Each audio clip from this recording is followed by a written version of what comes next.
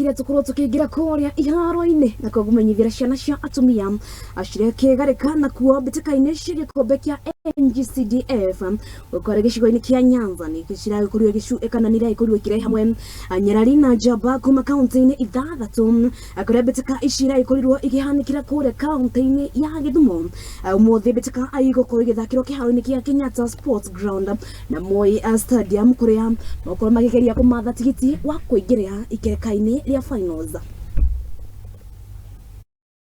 Alafu mshindi wa Nyanza Region Tournament ataenda National Tournament tarehe 21 na tarehe 24 Novemba mwaka 2023. 1-0.